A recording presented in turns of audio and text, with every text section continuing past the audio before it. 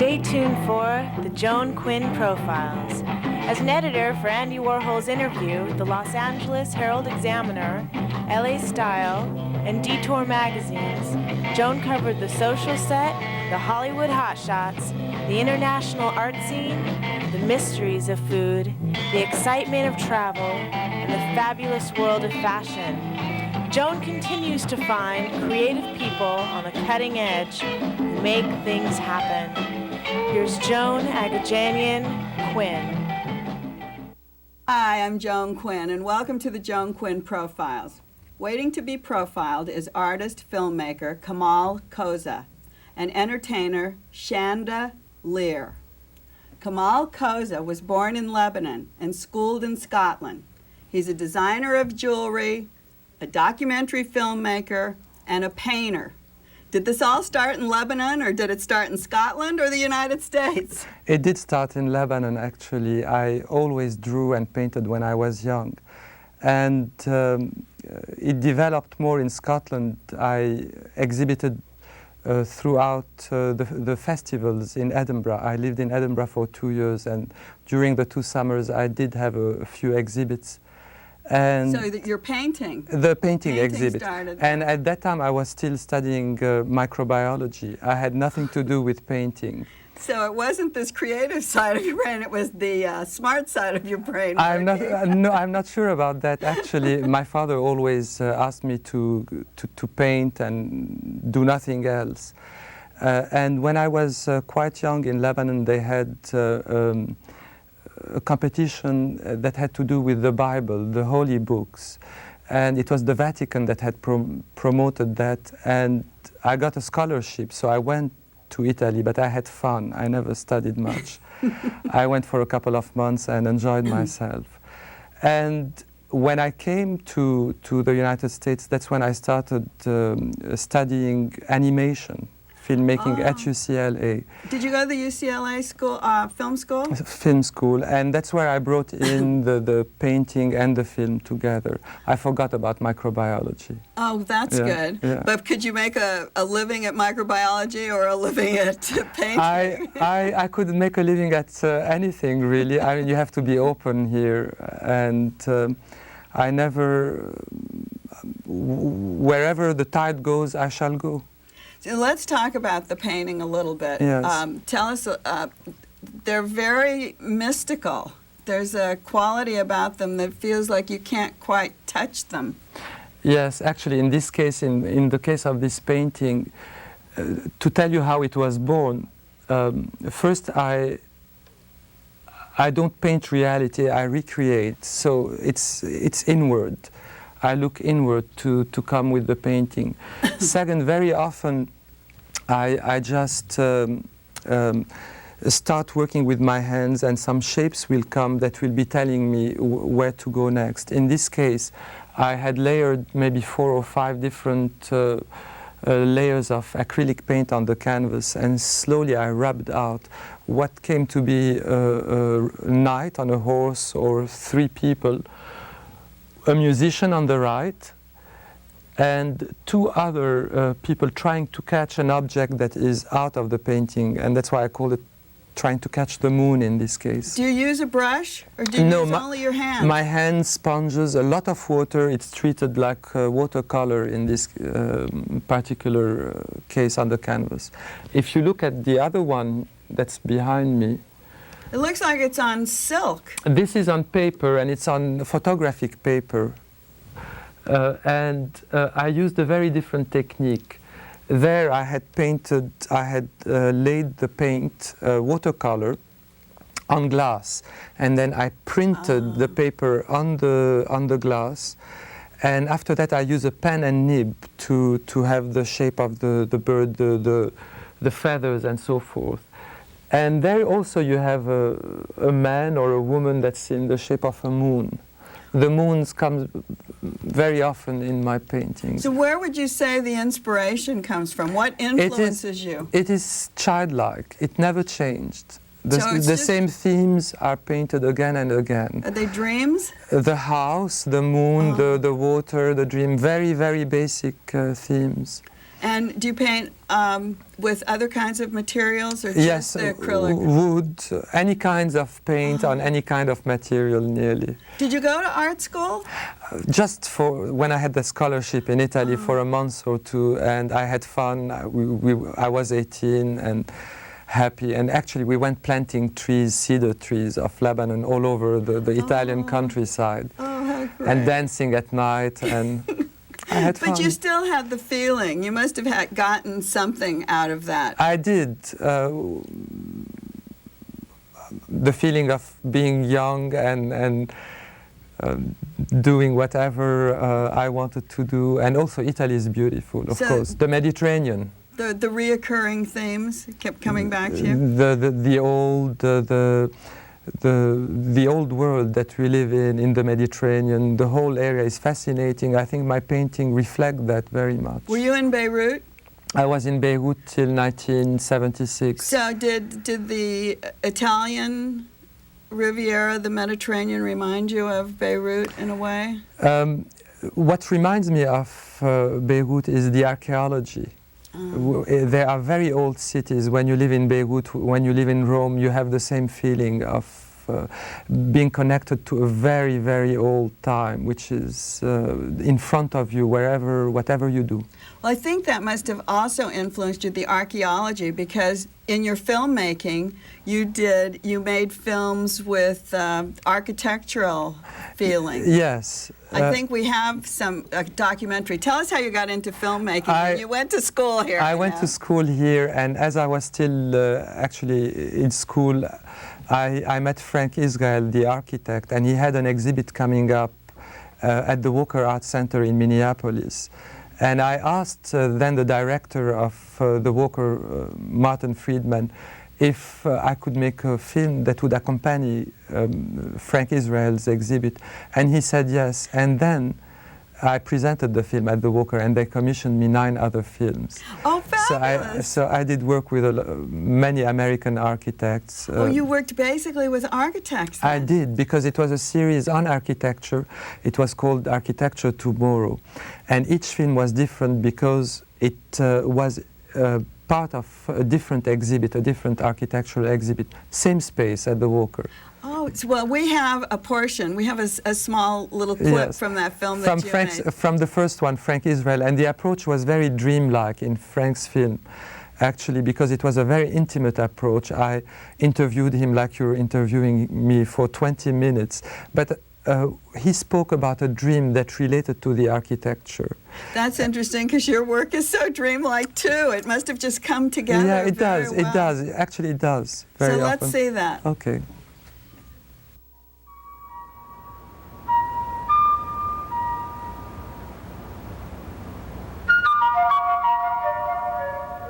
I hear the whistle of the train announcing its departure.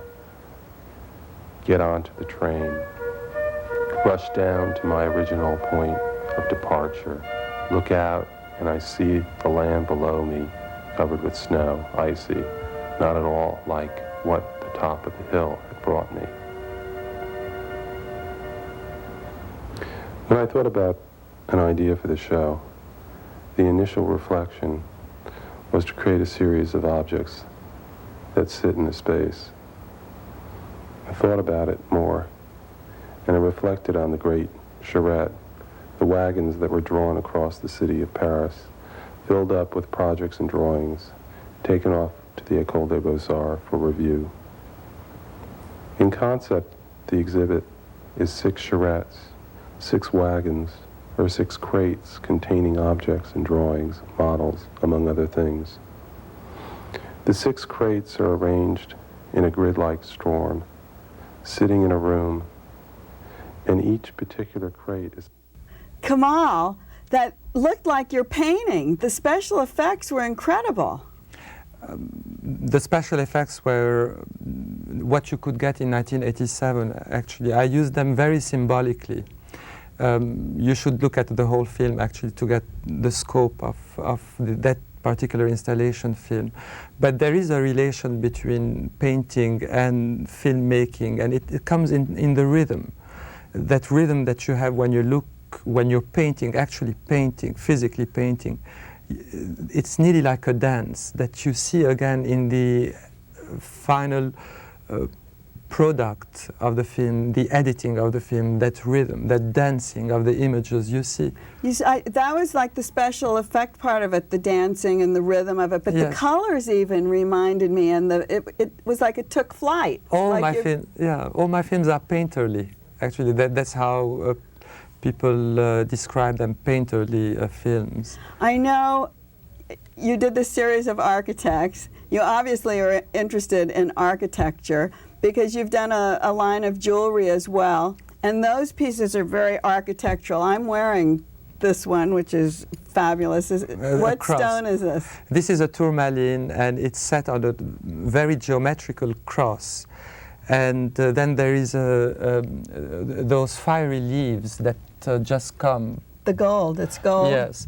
And actually, I work with Teach Pleasance, and we look a lot at buildings, details of buildings, and we get inspired from the details, sometimes what you call friezes or what have you. Shall I show? Yes, I think that, the one on the pearls shows what would look on a building. This one comes, yes. You can hold it up to your, actually, down here, a little bit. I can play Audrey Hepburn for a little It's bit. hitting your mic. Oh, here. Right there is perfect. Yes.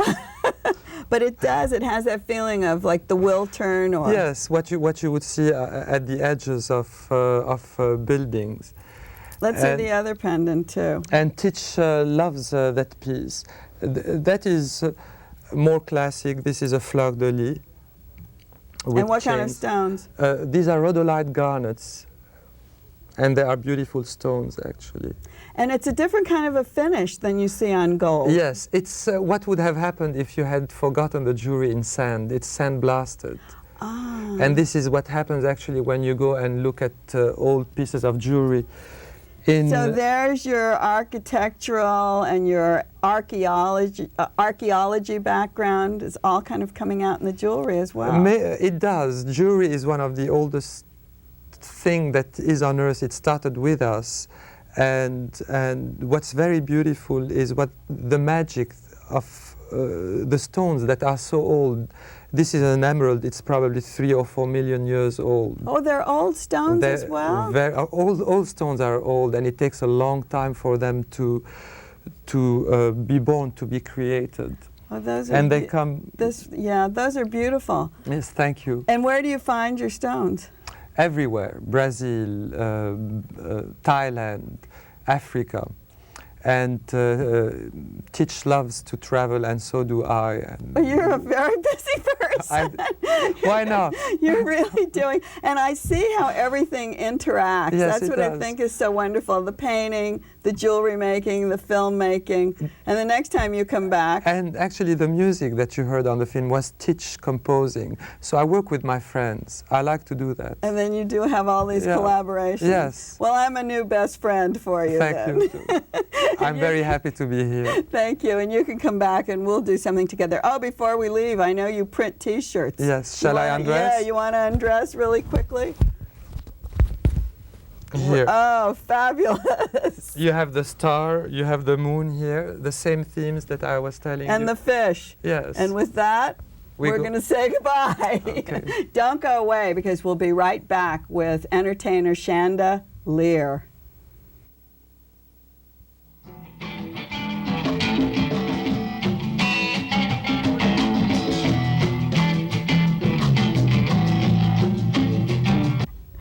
Hi, I'm Joan Quinn, and we're back with singer Sandra Lear.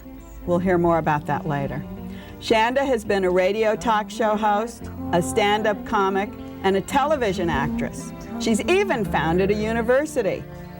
Sandra can fly an airplane, but that should go without saying, since her father, the late, great Bill Lear of Learjet fame, Bill Lear, it's hard to say, Learjet fame, was a legend in comfortable, fast air travel. How did his kind of starting the Learjet change the life of everyone around him?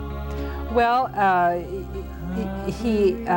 it's actually very interesting that he even made a Learjet, because he only had 6 weeks of high school. How can somebody do that? Well, I think, you know, when I talked around the country about him and my mother, I try to encourage people that it's not really important the amount of education you have, but to be a reader.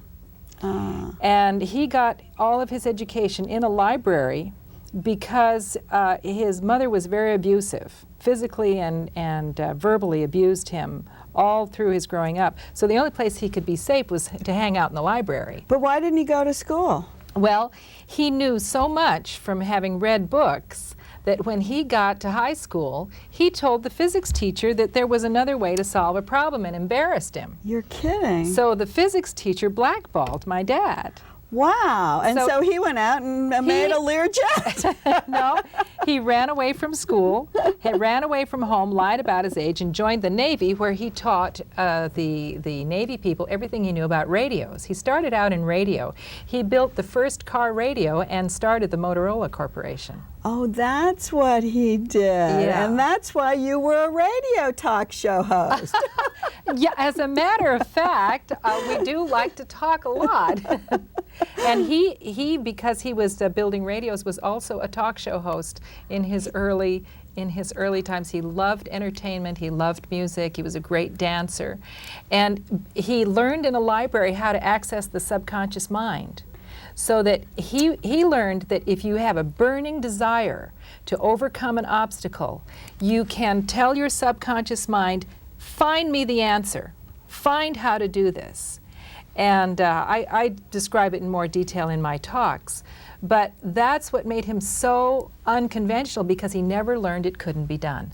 Isn't that fabulous? And so he did it, and it changed the course of aviation, didn't it? He did it. They told him he would never build an airplane because he was in the radio business. He made the automatic pilot. They said, Bill, you're old. You're 60 years old. Retire. But he sold everything he owned to build the tooling for the assembly line of an airplane that had never flown. Everything he owned. That's what it was. So the minute that music of high flight was, when that airplane flew, it vindicated all of his risk-taking. And he then had the assembly line to make these airplanes, which put him a year ahead of the competition. Isn't that fabulous? So taking risks is what he was all about. And it seems like you're a risk taker as well. Well, that's true. That's true. I lived in Europe for 25 years. Oh, you were there that long? I was there that long and raised my family over there. And how many children? I have 3 children who are teenagers.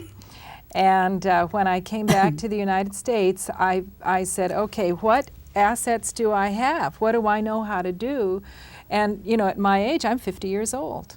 So what can a 50-year-old woman do who's starting out in a new life? She can go back to radio talk shows. That's exactly what I did. Is that right? Exactly what I did, because you said, I started this little university for parents in Europe, helping parents to learn about breastfeeding, to learn about mothering, to learn how to not to abuse their children. Oh, I see. So this was still an influence from your father. That's right. From your family. And so I've gone on. I had a television talk show, and then I came here to Los Angeles, and I found that I didn't understand the language. I've been out of the country for so many years, and people were talking all this hip language. So I went to a friend's to find out what they were saying. This valley talk. Yes. Hey dude, And that's what got me into writing the rap that I wrote about. I'm just a teenager who's older than you. We have a portion of that. Let's play that, and then we'll talk about other things that you've done. Great. Kids, I want to have a little talk with you. Mom. Well, maybe this will get your attention. Ready?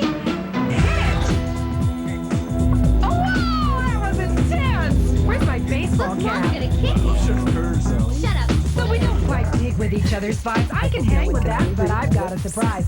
Even though you are just teenagers, I think you're smoking flawless and major. I think I'll listen to this. Go on. I've never been a grown-up before. You are busting my cherry. I don't know what's in store. This is breaking ground. As an adult, I knew. I'm just a teenager who's older. So what happens? What are you teaching on this?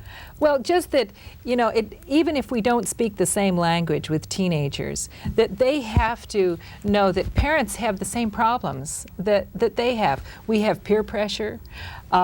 Sometimes we even have PMS. But do they care about it? Do our kids really care? Well, you know, when I auditioned the kids to play the parts of my children in this, the mothers and the children who, you know, the mothers who brought their children to try out were so tickled, because it really does say that we have to learn to get along together, and mothers have to be understood, parents have to be understood. We have problems and they can help us. I think one of the things that you mentioned while we were kind of listening to the rap and talking about what to say to your kids, when my children were in Catholic school, Sister Leonella used to always say, Joan, no is a word of love. Remember that. So you probably use that a lot. Well, I don't know. I had to learn it too. It's really hard because we've come through a whole period of permissiveness. And learning to say no is very hard. But I think that if you can say it's not me who's right or you who's right, it's what is the principled thing to do. Where did you go to school? I went to Berkeley Hall School here in Los Angeles. Oh, you did? And college? School. And college, actually, I only had 1 year of college at the University of Michigan. You know, my father really didn't think that college education was that important. I do regret that. And I always went to school. But because I didn't have the credits from American University, I couldn't continue to gain credits in Europe. But this is strange, because a person who didn't go to school and whose father didn't believe that much in school and whose grandfather, we're going to talk about him in a minute, was a vaudevillian, founded a university. Well, in fact, you know, it was amazing that the information that I got from the La Leche League. Which is what? The La Leche League is an international organization that supports parents in their desire to breastfeed. Oh. And so you had to teach about nutrition, about childhood behavior, parenting behavior, how to deal with well-meaning advice givers. That's hard in itself. How do you deal with hospitals so you get what you think is right? So that was part of the university program? That's right. And so we had it throughout our whole area. People could come. It was called the Little University. It wasn't a big university. That's cute. But it had the universal interests of parents and how to breastfeed and go back to work. But this is, you're the spokeswoman for the Lactation Institute. Yes. Whoever knew there was a Lactation Institute? Well, I hope people will know it now. They're really on the cutting edge of information about breastfeeding. Everybody out there who didn't know how to breastfeed and who said, oh, well, you know, I had problems, they now can go and get information and do, you know, breastfeed if they choose to. You gave me some material, and it sounded like part of what your stand-up comedy would have been. Yes, about that's true.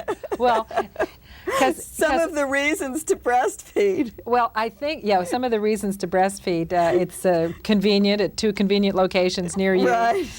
And I think that one of the big problems about breastfeeding has been that it's not, nobody sees breastfeeding on TV, on the soaps and the sitcoms, and worldwide there are 5,000 babies a day who die because their mothers have chosen to bottle feed. Well, could you get that into films? I mean, is that the type of advocacy you're into right now? That's what I'm trying to do, is to let the directors, the producers, the writers have information, situations that they could include in their shows that will show breastfeeding as the natural way of feeding. And they say, oh, that's, you know, this is, people are going to be offended. It's difficult. It's difficult. Well, babies who are bottle fed are 3 times more unhealthy. Or let's say babies who are breastfed are 3 times more healthy than babies who are bottle fed.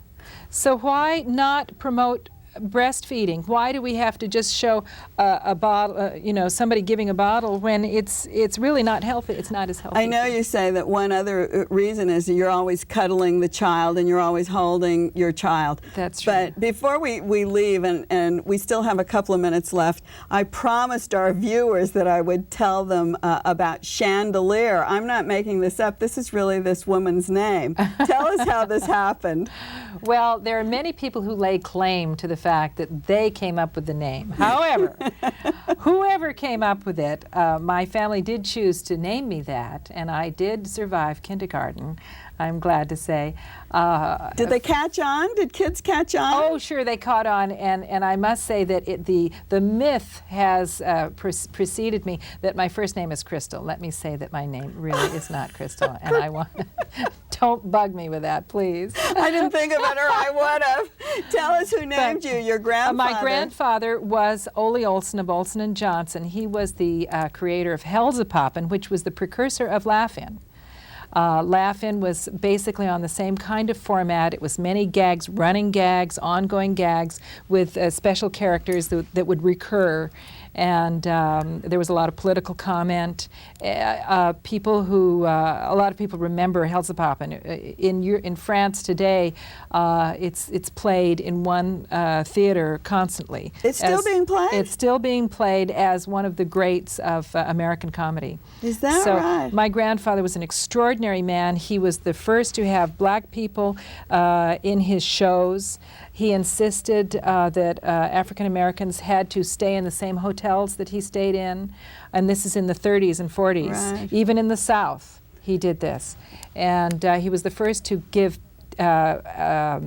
pay for when you were on vacation to chorus girls. Well, So, you come from a long lineage of all kinds of things. Mavericks, crazy, wonderful people. Yes, and I'm glad you were with us today. Thank you, Joan. It's been a pleasure to be here. Thanks for being with us. And thanks for all of your letters. If you have any questions, please write to 520 South Grand, 8th floor, and we'll see you next time. Thanks.